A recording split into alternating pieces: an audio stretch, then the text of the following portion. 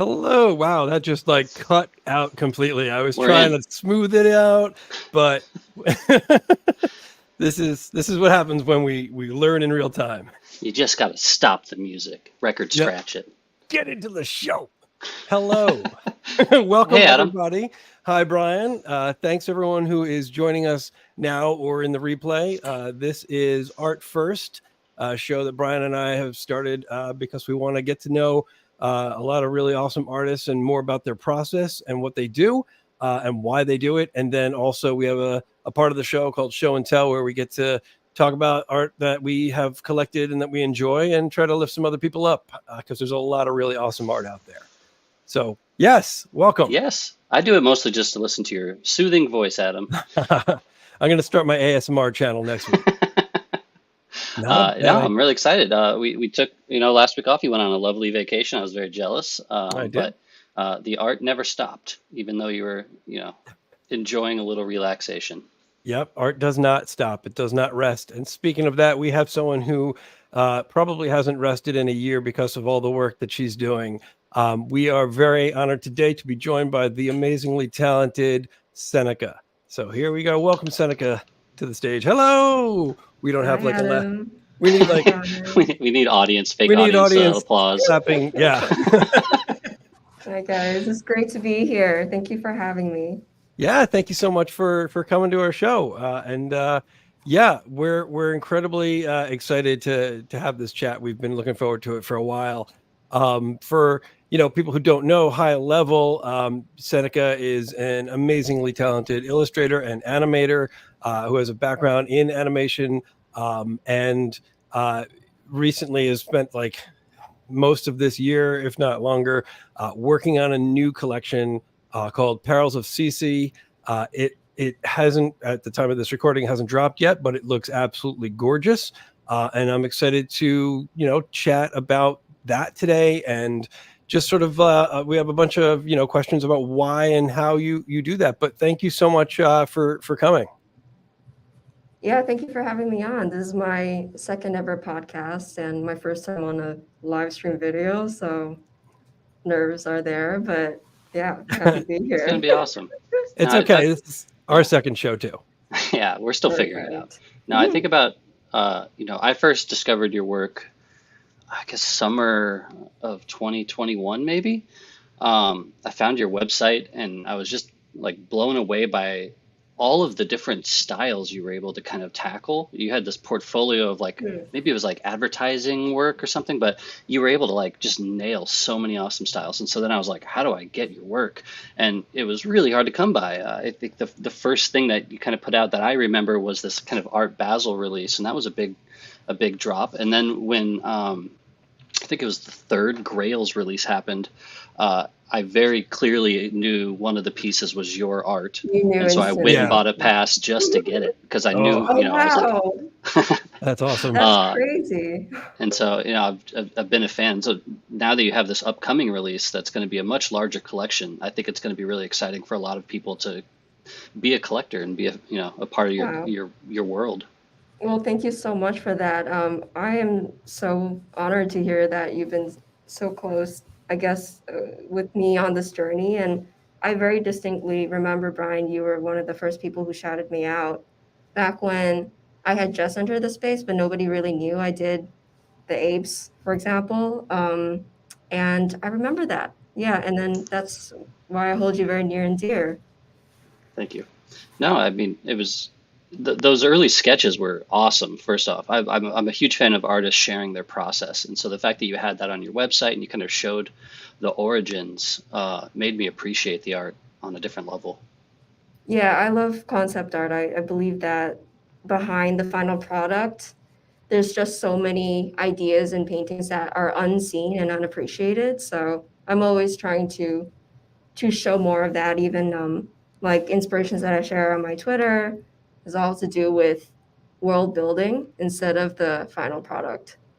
Yeah, I think you do a really good job at world building. I mean, it's very unique look too, but in a way that feels nostalgic. I know you've got a lot of it's very ethereal and dreamlike, and you've got a lot of work that's like very like soft focus, soft shadow work. Like I don't, what was the sort of like why do you gravitate towards that kind of a look? What do you think is like something from childhood, or because again I don't know, maybe I'm reading into it, but Hmm. it feels very like and I think you said it's something like there's characters that seem like you've seen them before, and even though you're working off characters that you've created over the years, it looking at your work does feel like very familiar, if that makes sense. Yeah.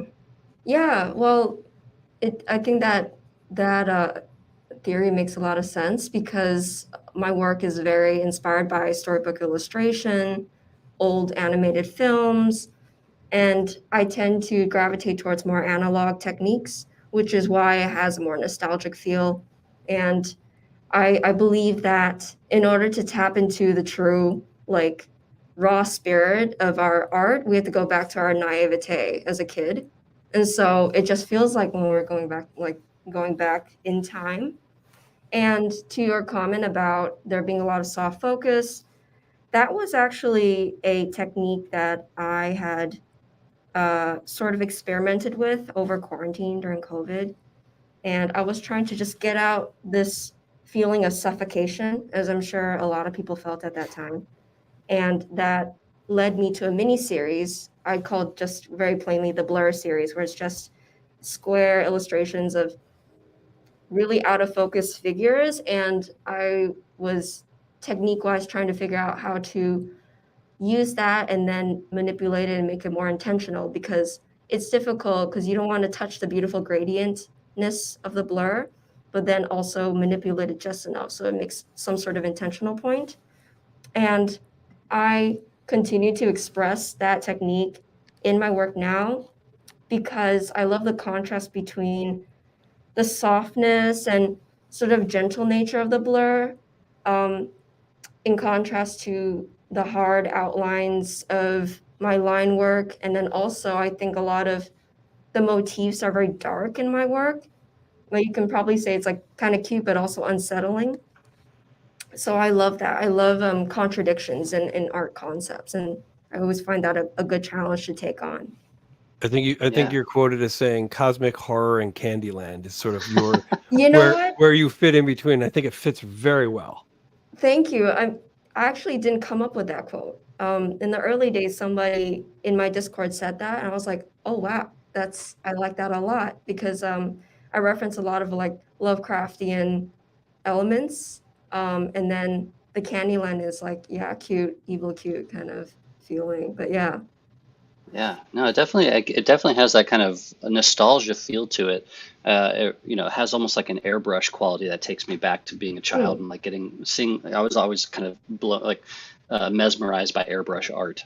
mm, And I think you mentioned animated films. One that kind of came into my mind immediately was the Little Nemo film from the 90s, if you ever saw oh my that. Mm, God. So I yeah. haven't. That's a good one. I had not seen the film, but the comic is it's iconic. I mean, Yes. Hmm. I was actually just looking at that like several nights ago because I have some, wait, I probably shouldn't say this, but I have some projects maybe in the works, and I was like going back to my inspirations. But yeah, Little Nemo in Slumberland is a Yeah. great reference point. Yeah, I love how Winsor you picked that McKay. up. Yeah. Mm-hmm. Oh, what Yeah. kind of animated films would you say influenced you? Oh, okay. Like Ghibli films, old Yeah. Disney, Mm, Akira.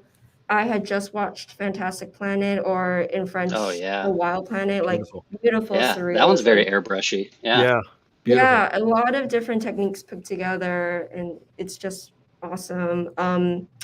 Like even things like Pink Floyd's Another Brick in the Wall, that film. Love Yeah. that. I had a There's a lot lot of of like, multiplane camera techniques that are used in there, and I feel like that's something that you've definitely put into the new pieces that you've been doing, right? Like oh, it, thank you. like I'm not wrong in seeing that, right? Like there's from an animation background it feels like that was intentional. I think I think it was intentional and also it came naturally. Like I wasn't actually thinking about that so much, but I'm happy you picked up on that. So, and I don't know how much you want to get into the details, but to achieve that kind of blur airbrush style, how do you go about that? What kind of tools are you using? It's very, very simple. I just use the standard brush tool in Photoshop. When it comes to Really? my, digitally native paintings, it's all Photoshop. There's Wow. no trick to it. You just got to know where to place it and then balance that out with the other elements. It's really quite simple. If I That's showed Well, ever did like a live stream painting, it would just be like, yeah. Well, yeah, but mastery of simple tools is not easy. Yeah.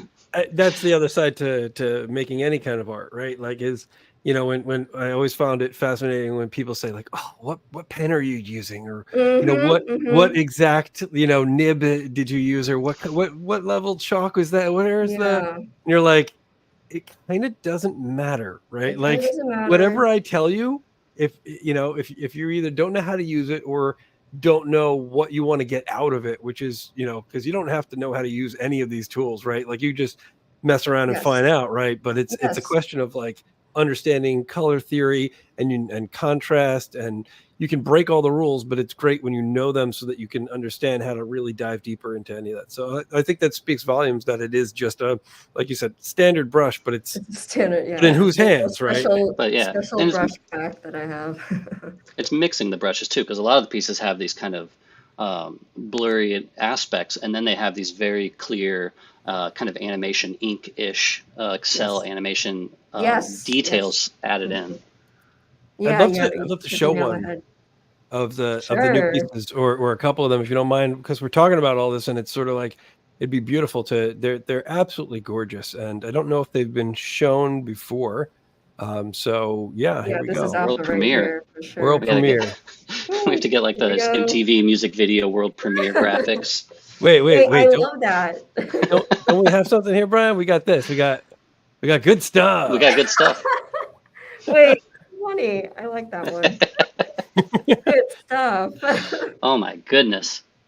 Look at this, Brian. I'm just I got this a little earlier today, and I've just been poring over it because this is a generative collection, and it looks like this. Like we are not in, we're not in Kansas anymore with this stuff.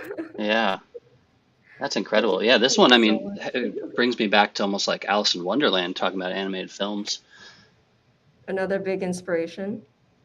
It Uh, does, and so you've got these a few of these characters that are very prominent.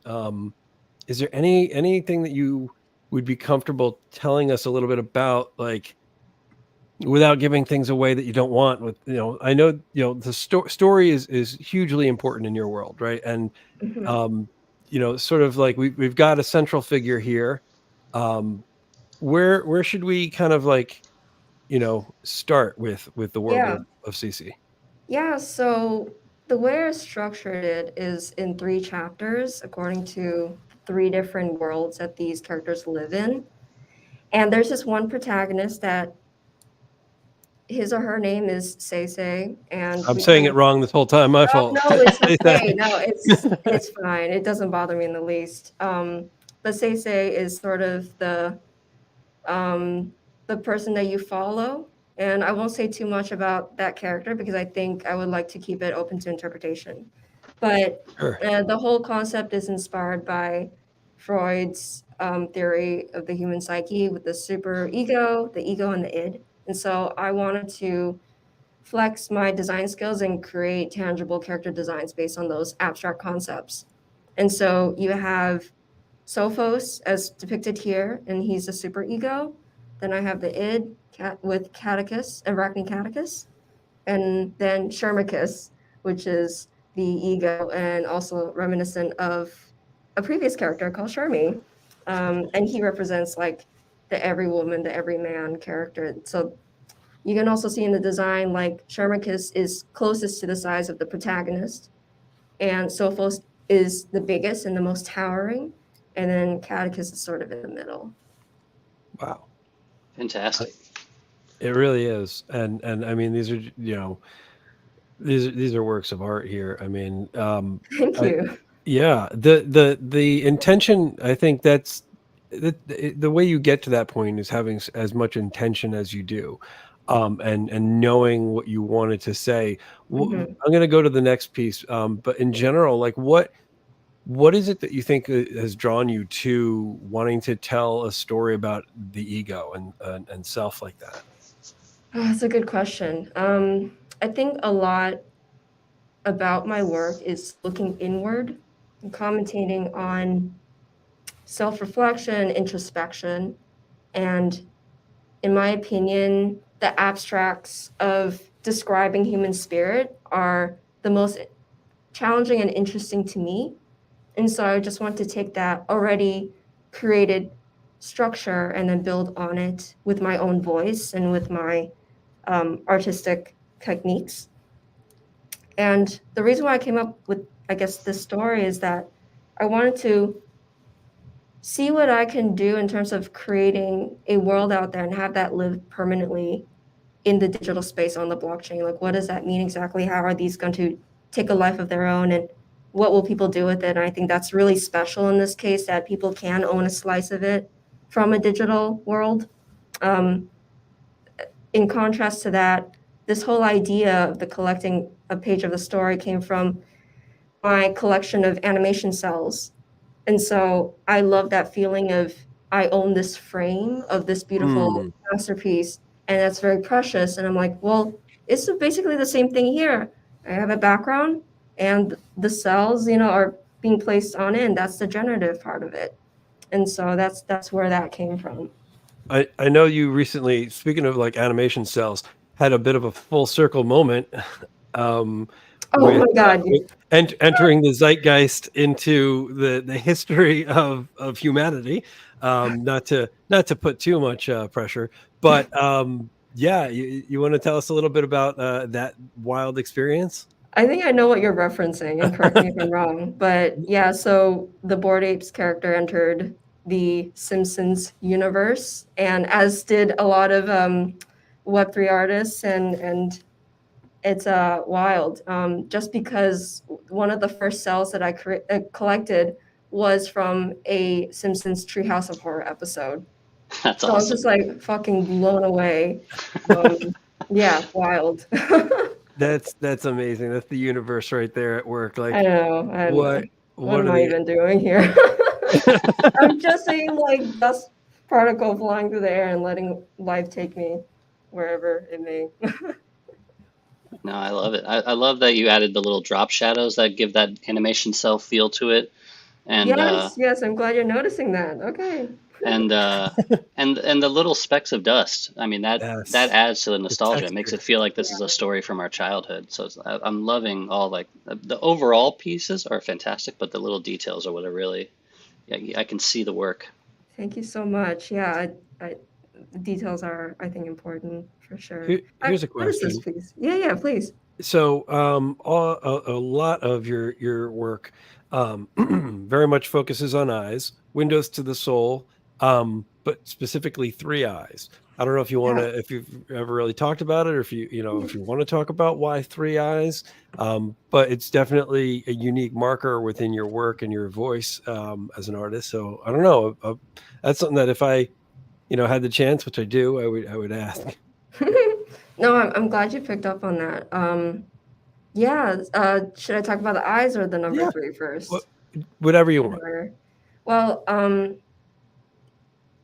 using eyes as a universal concept, I think is not new. But for me, I believe that the eyes speak to the most intimate part of the human being. It shows the most spirit and truth. And also, I've had experiences when I was a kid that I keep visualizing like only eyes and no mouth.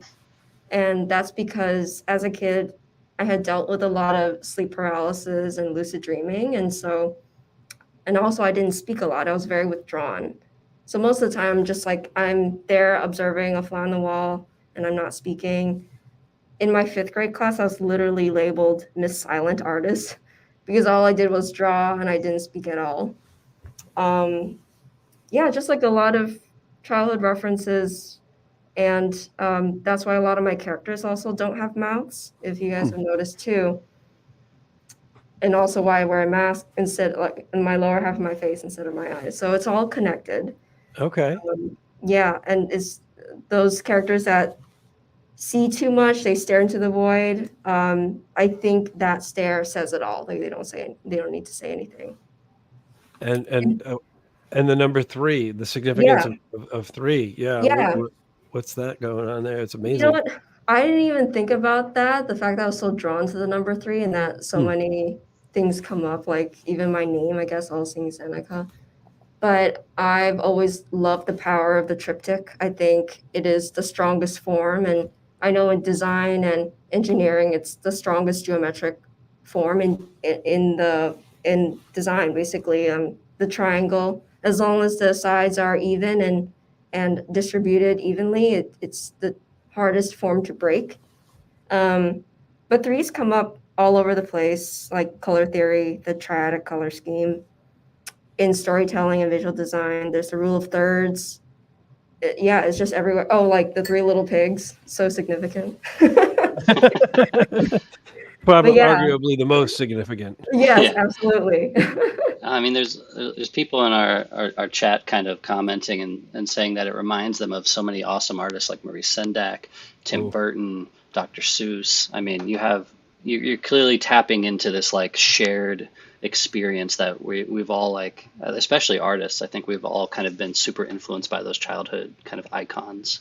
Absolutely, and I'm really pleased to hear that everybody's picking up on that. Those 3 folks are some of my 3 biggest influences, I will say, especially Maurice Sendak. Like I mean, I brought his book here.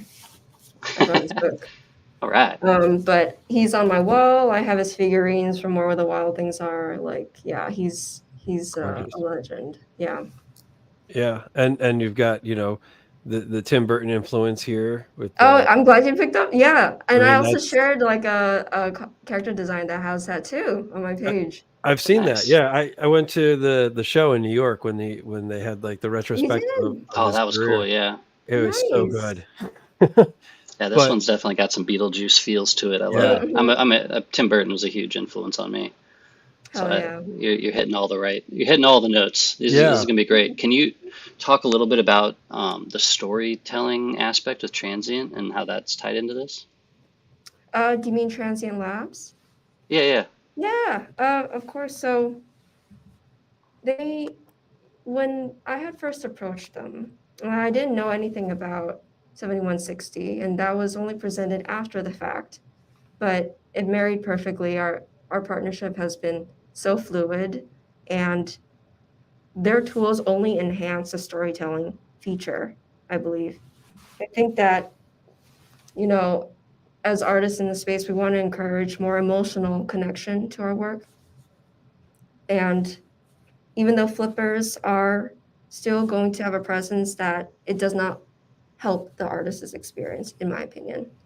And so I wanted to add to this feeling that, hey, this thing is precious, like take your time with it. And so with the aid of 7160, I'm able to evolve the artwork over time the longer that you hold it. And Oh, also that's really cool. give the collectors ability to go back in time and choose the face that they had connected to. So I give them a choice because it's all up to them. It's their interpretation of the work, and I want them to experience it the way that they want to. So that's a new thing, and is awesome to play around with. that's I awesome. think that's really, really cool. Like, I also think, I was thinking about when you said, with the flippers, I mean, they're they're here, sometimes for better or worse, right? But I think that, coincidentally, you dropping this when you are in, a less favorable market than the last 2 years, which were insane, right?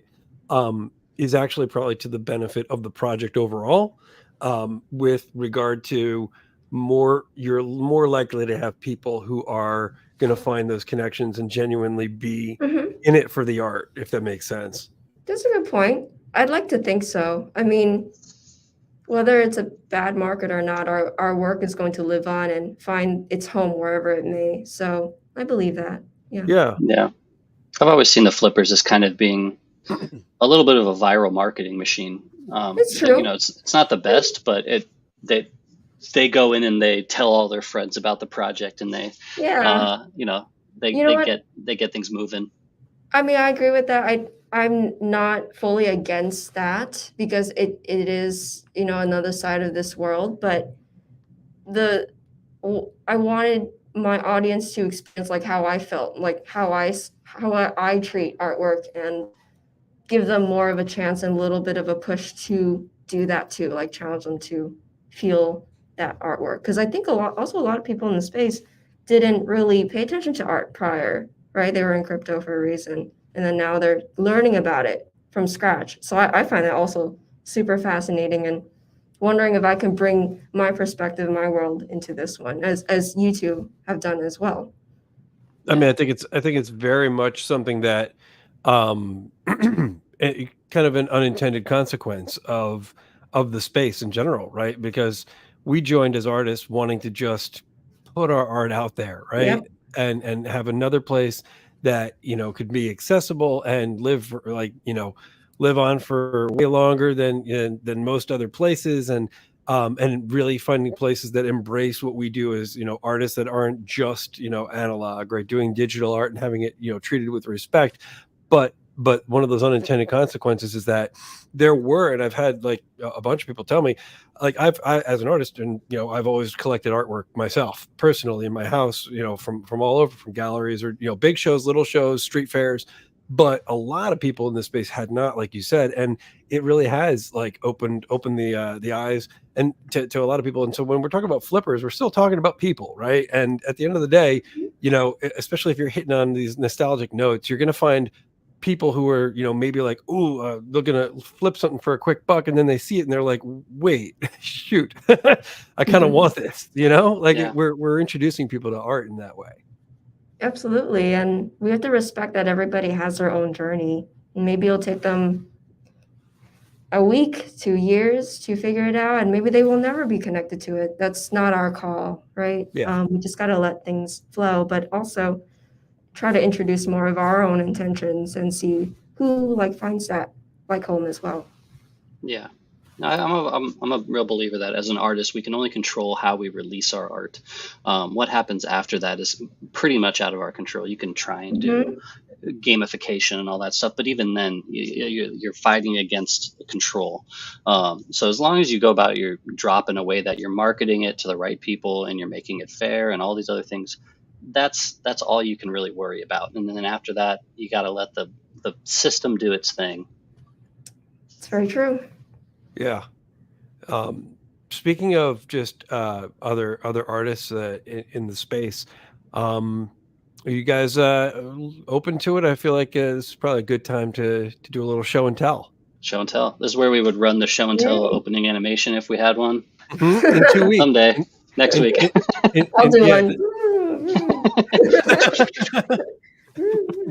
Diddly-doo. All right. So yeah, for anyone who's new, which is everyone, because this is our second episode, this is when we do something called show and tell. Each of us has come to the table with 3 pieces of art from artists that we think are amazing, and hopefully we can get some more eyes on them. Let's start it off with Seneca's, and then we'll move around. All right. Here we go. This is our first one. By the way, just to make things more fun, I'm the only one who knows all of this because I'm putting the show together. Yes. But Bryan and Seneca don't know the other pieces that are in here, so it makes it a little bit more fun. So here we go. This is starting off. Customs officers evaluate the work of art by the artist Vestica. This is Seneca. This is your choice. You want to tell us a little bit about what you like and what you see in here? So just a disclaimer, I don't know the artworks that you picked. I just knew whom I liked and I let you pick. And so in a way, I'm experiencing. You don't even know which ones, right? You gave me. I didn't even know which. For this, yes, for context, for this particular one, you said here are 3 artists that I think are awesome. Yeah. Do me a favor and pick some art. I'm happy to talk about this one. First of all, this is, I don't know if she goes by Vestica alone or Mariah. but I discovered her work recently, and I just love it. It really speaks to my background in illustration, and I love how raw it feels.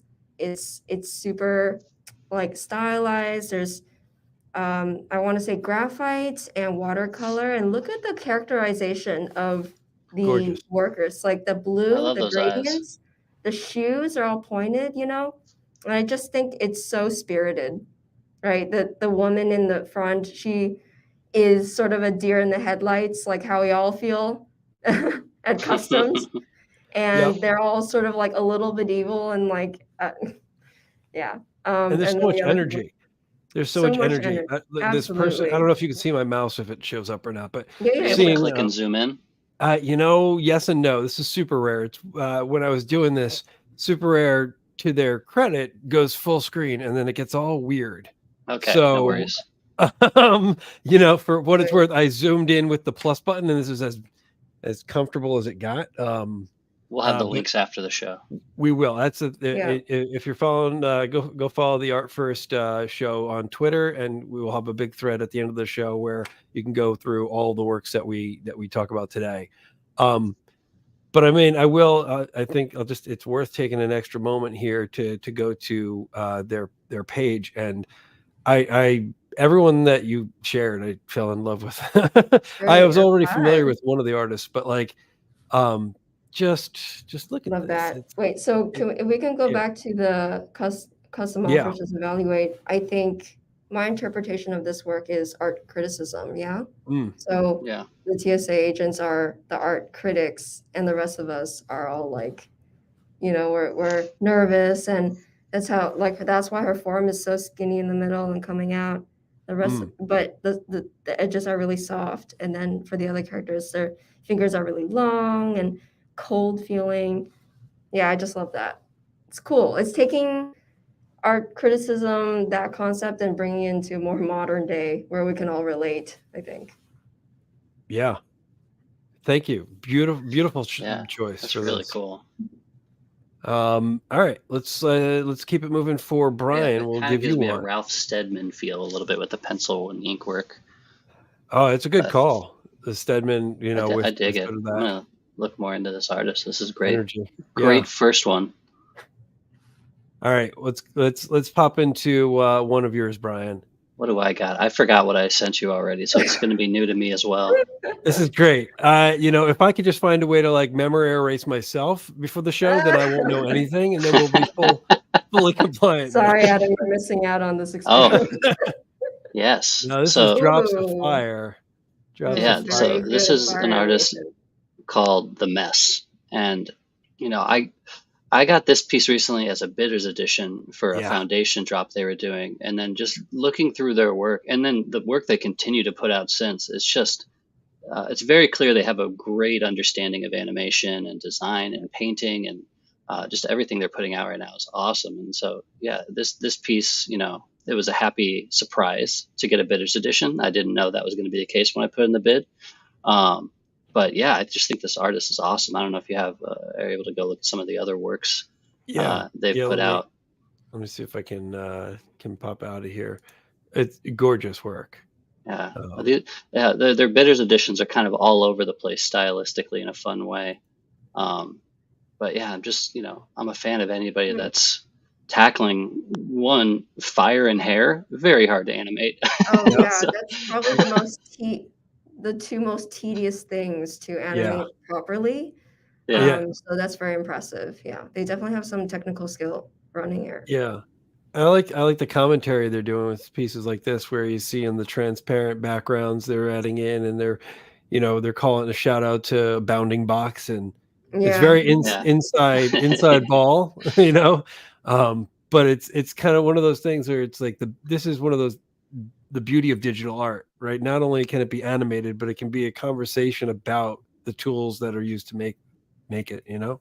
Yeah. 100%. Like if we do analog, it's showing the texture of the paper and showing the scratches, and digital, it's this. You know, you're showing the tools being made here. Yeah. Yeah. All right. So awesome. Yeah. I hadn't seen this one actually. This is cool. Yeah, no, this one's called Formal Sign. All right, let's see. What did I bring to What the did table? Adam bring? Where are my links? All right. Okay. So we're gonna go a little bit different here. This is from an artist called Godwitz, Oh yeah. and it is Whoa. all and they all they have That's satisfying. it's so satisfying. It's all AI. It has music. I can try to play it. We'll see what happens. Whoa. Can you all hear that, or is that just me? I can't hear it. Okay. But I can Well, imagine it. Just It's your very beautiful voices. 80s synthwave vibes, but it's all AI, and they recently just put out a new collection that are more sculptural and not animated that are doing Mhm. really well. But these Yeah. are just so like a modern lava lamp in the best way. Yeah. Hmm. Gorgeous eye candy. Yeah, Wow. that's a good way to explain it, I think, geometric lava lamp. I find that really interesting. I mean, I hope it's intentional what they chose the form to start with and then end with. And Yeah. I wonder what that story is. I don't know enough, I think, about this, but yeah, like, yeah. Hmm. Yeah. It's wild. It goes from this kind of 2D design print into this three-dimensional origami piece. Yeah, What it looks it's like, wild what AI can oh, totally. the thought can do. But I It's like, also think it's a benefit when people are talking about AI. I chose this week to do all three pieces of mine are AI or code driven. Um, I understand the pushback on AI from artists, but I also look at something like this as being a great example of AI just being a tool to make something new and different, especially when it's animating and changing form. And I don't know, there's a lot going on in here, but I think embracing it as a medium is both inevitable and kind of beautiful. you know Yeah. what's, Someone that's in a the nice comments point. asked the name of the collection. Can you go to the top and Sure. Yeah. uh, This is Back to the Future, a graphic design story. And this is piece number 83. I think they recently sold out. But they are all very, very pretty. sorry, I And cut you off, fun. Seneca. What were you saying? Oh Oh, yeah. all good. Oh, I was just going to mention, I just had that AI conversation with my Verizon technician. So everybody's talking about it. It's a fun one to touch on. Yeah. Yeah. There's a lot of feels. So I'm trying to grasp this artist's story here. Oh, this is kind of different now. Let me think. The other one, it was like, felt like vector design, and then it was more playful and almost playgroundy, and then it became like origami shapes. Yeah. Just wondering why. I Is don't it know. I'm okay with not knowing, but I don't, okay? it's one of those things where it's honestly like I'm okay with just enjoying sort of the visual eye candy of it. I Yeah. think It's that's so smooth. fair. I'm so obsessed with analysis, and I Story. love knowing the intentions, because that's Hmm. in such a automated tool like AI. I think intention is important, right? Like voice is Yeah. important. But Yeah. then if their intention is to let go of 100% control, fair fair game. Yeah. I usually find them with AI, the two routes is either a human story that you're injecting into it, kind Mhm. of, or it's pushing some sort of new technical boundary, and the story is the technicality of it. Sure. And I think those are like the two paths that I kind of connect with AI. And people that, there's a lot that happens in the space where people are just replicating those technical breakthroughs and not telling a story. And that's where I think AI Yeah, criticism gets a little more validated. But Yeah. that's a fair point. yeah, it's definitely, I know Godwitz has been doing this for a long time. And I think he's built up a whole entire like kind of collection of AI artists as well, because that recent anomaly drop that's also been trending came out of Godwitz Collective or something like that. I have to do more Yeah. research, but Hmm. something along those lines. Yeah. Also, Back to the Future. I want to see like a mini Marty McFly just going like, woo, in there. Yeah, Just floating through. Just Yeah, just I want to see on his DeLoreans. hoverboard. Yes. Yes, Yes. oh yeah. Hoverboards. All right, let's Good let's stuff. let's Good see where stuff. else we got. Let's go to another Seneca pick. Okay, here we go. I love this piece. Oh yeah. Oh yes. Oh, I think Okay. I know who this is. Harmon. Yeah. Oh, whoops. Yeah. Wasn't I Nope. supposed to? Okay. I Sorry. would have Okay. gotten his name. I would have mispronounced it, so I I can't appreciate that. pronounce. Well, Can am I you? saying it right? I don't know. What is Yeah, it? yeah. Harmon. Schullerman? Sherman. Sharman. I don't know. Schuerman. I'm a big fan. Me too. I haven't seen this Good. piece though. Well, that works. This is the photo by Schuerman. So it's interesting that you picked this one. I tend to gravitate towards his more like hand-drawn with a lot of negative space. This one is Okay. especially complex, it Yeah. looks like, and they're playing with a lot of different mediums here. But Yeah. what's great about his or her work is that it just has such a nice hand feel. And I think you're gonna notice that a lot in my picked artists that I gravitate towards that. Mm-hmm. And this one especially has a lot of techniques. There's like pixel art, there's claymation, 3D design, I'm sure, and there's paper cutouts, it looks like. But it's just so playful, and you can like pick out a story if you want to or not. Like it's fully surrealistic, and I really enjoy that. It has a lot of reminiscent of like rubber house animation. You see the eyes and the shapes. Mm-hmm. Oh, I also good feel like if you want to see some of the work you're probably stuff. more Mhm. drawn to, right? Yeah. Was a piece like this one here. I love their negative space like analog drawings. It almost feels like, so I'm a big fan of Twombly, and this Yeah. is, I think if there was a more like young illustrator taking that and rolling with it, they're leaving so much of the canvas blank. It's very near off-white colored, giving that like paper feel, and then being very, very strategic with placements and compositions. I Yeah. love it. Yeah, it's Yep. almost like Jasper Johnsy, the paint side of it, and then the animation has this. I don't know. It's almost like a callback to like the Flesher, like Betty Boop. Absolutely. era. Yeah, rubber house animation. Yeah, definitely. Yeah. And that's why I think us three might love that too, because we. Yeah, no, I'm a big fan. I collected some of their work when they did a drop on like Nifty Gateway earlier this year, last year. They're another artist that I was like, oh man, I love their work, and it's hard to get their work. It's very expensive for the one of ones. So anytime once they did an edition drop, I jumped in. They did one. I feel like it was on Super Rare, but it was like interactive where you could make the character walk around the canvas, and that was really cool. That's cool. I'm gonna see that. It was like a video game. Perfect. I don't know. I saw the tweet. I never got to play it though. I don't know if that actually got released or if it was just a test, but it was really impressive. This is a great choice. Yeah. All right. Let's see. We're gonna move into another Bryan pick. Here we go. Let's go with this one right here. Let's keep it colorful. Remnants of Humanity number 6. Cool. Yes. Kira Zero. I love this collection because I'm a huge fan of retro future art, and this ties into these old kind of space tube habitat art deco type stuff that used to come out in like the 70s. And this is all generative. It's all code. It's I don't know if you have that link I gave you, Adam. Yeah, I'm actually looking for it right now. You can load it and see it all kind of build in real time. And I think that's what kind of blew my mind so much is like you see a lot of generative art projects, and this one, just the amount of detail, like it's even hard to tell, but like I was trying to zoom in. There's characters in the windows of the houses and stuff like that. But you can see how it starts with the kind of the street formation, and then it builds up block by block. I just think it's a beautiful collection.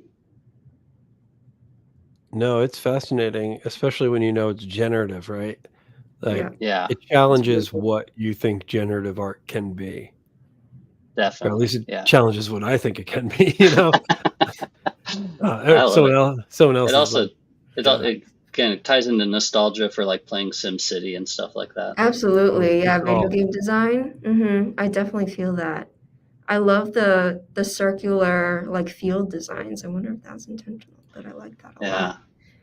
It reminds me of New England. Of what? New England. So I went to Providence for school, and it feels like Providence. a little bit. Interesting. Like, Yeah. getting that feel. This is very cool. I'm gonna find this somewhere else so I can zoom into the windows. Yeah. I mean, they're not detailed characters; they're little blocky characters, but still, the fact that but still. that attention to detail is just crazy. Because it's just you Where's don't see stuff like this often. No, like where's the SimCity game for this? Right, they have the blueprint for it. Oh, now. that would be pretty fun. Yeah, SimCity in a cylinder. That'd be cool. It'd be cool, man. Yeah. This is speaking of generative art. This is a piece that I picked up recently. See if it loads. It always takes a moment. It's called Guga. This is number 120. But wait for it. It's very cool. It always chugs before it loads. There we go. Whoa. This is like the flat version of what we just saw. Yeah. Totally. It's a recent favorite. I saw this collection. I didn't mint it. I saw it on the secondary. It had just finished minting, and I was like, oh, this feels incredibly special, and it is. It's just gorgeous. And I loved all the things that were happening, all the little things, and it feels like an overview of a city, like a flyover, but really animated really well. Art plus Brad is the artist. Damn, that's awesome. I love it. The colors too, the subtle desaturation on it, really patriotic. Yeah. That's awesome. No, but the whole collection has this feel to it. And I was able to really pulses. Yeah. Cool. It's almost like Mondrian a little bit. Yeah. I mean, very geometric. Absolutely. That's a good call. It does feel like a modern Mondrian take. Yeah. But I love the Mondrian could be even more modern. Sorry, Adam. Yeah. No, sorry. Those red, black, and white ones. I love that. Yeah. Yeah, those stand out. The one with the big black circles in the bottom. I mean, there's literally a Japanese flag there. But I was going to say, it's cool compositions. Yeah, this one's cool. Look at the static. Whoa. I like that a lot. They brought in a different texture in there. This one's cool. That's really cool. Jack White would love this. Oh my God. I was just thinking that. Right? Also, that's not a Japanese flag. It's actually Target. It's a big Target ad. This is just just subtle branding. This is a paid partnership. Yeah. Where's the ad? Where's the? Oh, seriously? Are we gonna get? Maybe the show will be sponsored next week by by Target. Yeah, you're gonna offer this artist here's your motion graphics designer for your next ad. Yeah. I think one of the things that struck me about these is the noise that generated in these elements. There's something about it that, again, I've been thinking lately about what the benefits of digital art. Yesterday or the other day when this was filmed, we saw Jerry Saltz, put out his tweet about Rafik and it's just a glorified wallpaper and someone said something and it hit hard, was like, there's it's a discussion about the culture, right? Like it so what makes it, why isn't a wallpaper art, right? Why isn't a computer wallpaper art? Like it's part of our conversation as a society, and I don't think it should belittle it in any way. And I thought it was really interesting that was his takeaway, was that being a negative. But then I started to really think about like digital art and the benefits of digital art and just the stories that you can tell with the tools that we should be and are using. And I love seeing pieces like this because this serves no other purpose other than it's art. It's beautiful. Yeah. Some of the greatest pieces of art were just ceilings to be a part of something else, their background art, 100%. Like it could be pure aesthetic, and that's what makes it art. Yeah. And I've heard big artists that do works of art that we don't think is purely on aesthetic that say this has to look good on the wall. So graphically I styled it that way. And that lens, like, does that make it any less? No, if anything, people like it more. So it's all about, I think, the intention, and that whole, Jerry Saltz versus Rafik is an interesting conversation to be had. I've heard many, but I appreciate that. And that's It's just fun to argue art. It is. Totally. It is. Because everything and nothing is art. And nothing is art and everything is art. Exactly. It makes us all critics on the same level as him when we debate him. Yeah. Yeah. We all need all our right. column. Well, let's go into let's critique something different now. All right. Third segue. piece from Seneca. Yeah, third piece from Seneca. I was not familiar with this artist, and now You might want to close that browser. Oh, whoa. Dancing baby. Good one to pick.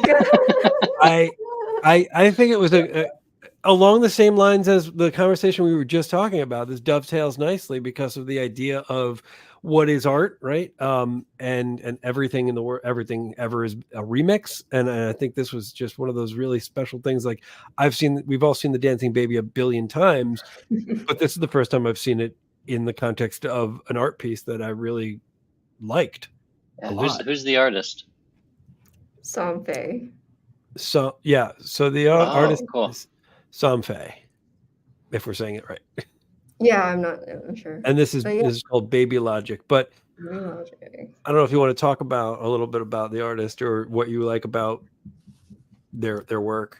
Yeah, of course. So what I was most attracted to their work is that it's very minimal, and they're taking already like nostalgic elements of digital art and old like glitch and making it more just, they only have usually a few elements on the page. And it's just so stark, and the colors are all very consistent, like this kind of iridescent. But I love the contrast of the two things together. And they're like, just look at these three things, and challenges you to kind of take your own perspective. In this case, what the heck is this? Is Dancing Baby on a skeletal hand that looks like glass. And I just love how minimal it is as well. Like, I think aesthetically, I can see this landing so well. Like graphically, I'm just like, I can already see like where to add more elements and how to present this, but I think it's really strong. I love it. Yeah, it really mixes the analog and digital vibes well. And that nostalgia reminds me, the Dancing Baby, I mean, everyone kind of remembers Ally McBeal, but I remember it because back when I was in high school, I found a cracked version of 3D Studio Max, and this was like the showcase. The Dancing Baby was the showcase piece of that software. Awesome. Yeah. We say everybody knows the Dancing Baby, but we're getting to a point where not everyone does anymore, right? Like that's also an interesting take on this, where like my kid doesn't know what the Dancing Baby is, and seeing it like this certainly doesn't know what it is, right? Like this. So it's fresh. It's a fresh concept at this point. It is. Yeah. Mm-hmm. But I was also researching this artist last night, and it looks like a lot, if not all, of what they do is very analog for digital. Like, so they build systems, they build little devices that they also sell, and that allows you to tweak all the colors and all the inputs. And I was like, this is commitment and amazing. Yeah, seriously. Can we look at another one? I'm getting let's do that. This dancing. Let's go. Samfei. Yeah, what was my other one that I liked? I saw from them. They've also been experimenting with AI. I noticed. Oh yeah, I didn't know these. But I'm really extra drawn to, what is this one? Because I want to click on it. Healer. Let's click and just like hope it opens. There we go. Ooh, yeah, like these. Like they're so like strong compositionally. You just don't need a lot and just need a revolving form. But look at the intricacy. Like, why did they took the skull, they separated, they made it transparent like glass, and the brain is what's iridescent and shining, and it has so many layers to it, but it's just one thing on the page, and I love it. I don't know which. Do you guys know which side of the brain is the creative side? I never remember. Is it the right side that's being like highlighted with all the colors? I think it's the right side, right? I'm really impressed by the fact that it's, you're seeing that effect go through the 3D tells me that it's being done in 3D versus like just making it in After Effects in post or something. That's so like it's a real, for me, it's a real mind bender of like, I wonder how this was created. I love that digital analog stuff. One of the first artists I was collecting in the space was Sarah Zucker, and she's amazing at it. Yes. I'm just a huge fan of that kind of rainbow analog effect. Yeah. Sarah's amazing. She's great. But yeah, it's almost like they figured out a way to do that effect as a shader in 3D or something. I'm gonna do some diving through their blogs and see how they do stuff. Okay, yeah, let me know more. Nice. I mean, I don't know anything about 3D. I don't do 3D myself, but I'm just seeing it as a design. Yeah, it's really strong, especially It's strong. compositionally, and Yeah. it's minimal, but it's all familiar elements, right? Like there's a lot that is working for it, right? Like in terms of how it's presented here. Yeah. Yeah. I like this is the part of the show where we all just stare at art. I mean, it's I love it. This is really fun. I'm interested in seeing how they continue to push this concept. Yeah. I think there can be a lot done to this that could be really, really nice. What I'm seeing in my brain might not be their intention, but there's a lot. Yeah, there's a lot here. Let's keep moving through it. Yeah, we got two more. Let's see if we can get them. Let's go to Brian's collection. Brian, here is your third piece. All right. So Life this is a piece by Nat Sarkeesian. I'm hoping I'm saying his name right. He did this small collection on art blocks to raise money for Alzheimer's. And so the concept behind this project is that it creates these fields with this cabin, and then at a certain point over the course of the year, a fire will start and burn the field up over the course of a few days, and then it regrows. And so playing on that idea of kind of Alzheimer's, and it's just the cycle of destruction and recreation, and it's just on a technical sense, it's beautiful. On a conceptual sense, I think it's really deep, and I'm just a big fan of it. I don't know if you can click on the collection, you might be able to see some of the ones that are on fire. Maybe I saw one or two that were on fire, and I didn't understand the concept behind it. That's that's beautiful. The way you presented it, their intentions, their concepts are really poetic. So it's like you can see it like spreading across over time. I see. The fire is static. It's not animated.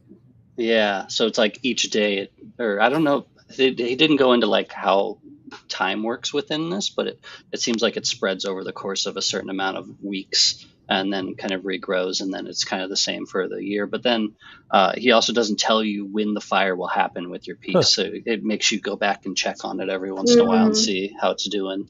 Like that's the kind of thing where I wish I had a display for it, right? Like you wake up in the morning and you see if it's changed. Like that would be really special.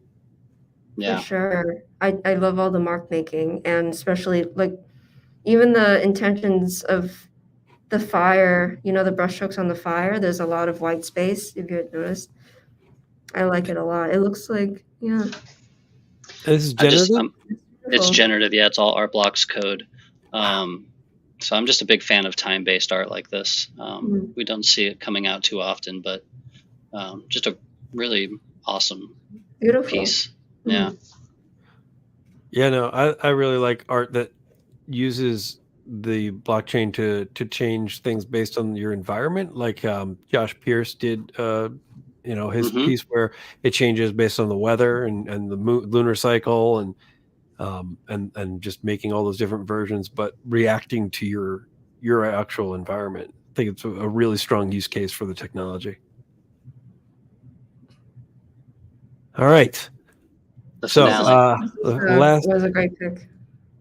Last but not least, this is a piece that I picked. It is called Baptism, number 85. It is AI from Nuclear Samurai.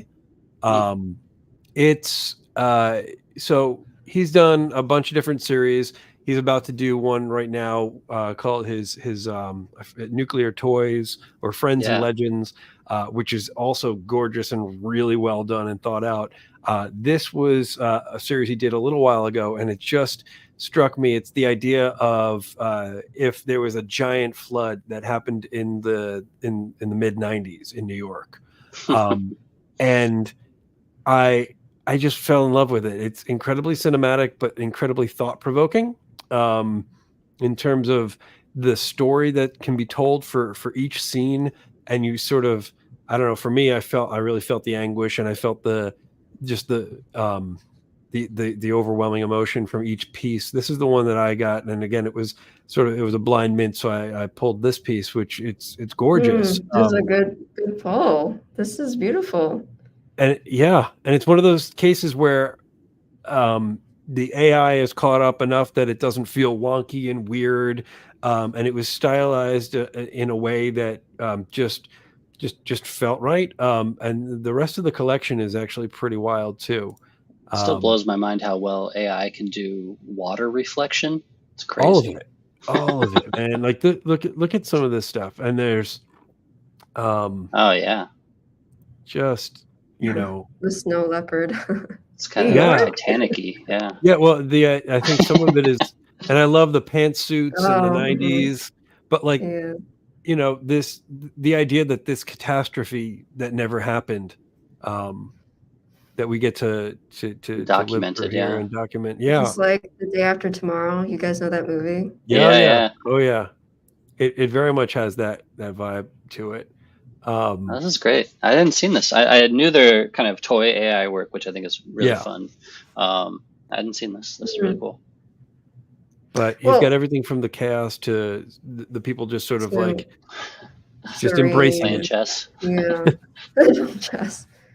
Adam, I think you pulled one of the strongest ones because going through the other ones are just, I think they're more clearly AI, but yours is it seems to be more convincing that it's it's like a real photograph, and there's more of a story here, I think, that I really like. I think this one hits more because it feels like an aftermath versus the Absolutely, action moments. It's so subtle. Yeah, and I think it's unfortunately relatable, right? That we can look at this and understand just what that feels like. Whether you're lived through something like it or just someone on the outside who watched devastation happen to people, unfortunately. So it does, I don't know, there's something about it. I connected immediately as soon as I got it. So very, very interested to see the trajectory of this artist and where he's been taking things, and I like that he does different sort of like concepts throughout his work like this. Yeah, awesome pick. Great show and tell, everybody. Thank you. That does that warrant a little good stuff? That's good stuff. Hell yeah. That's good stuff, baby. There it is. There we go. Yeah, I was just about No, I can't turn it off. This is it forever now, guys. This is. I love it. It's so good. This was great. Well, I guess we should probably start to wrap up. Do you want to talk about your drop and when it happens and how people can go about finding more about it? Please. Yeah, of course. So I'm releasing my biggest series so far called Perils of Sēsē, and the mint will be at the end of this month.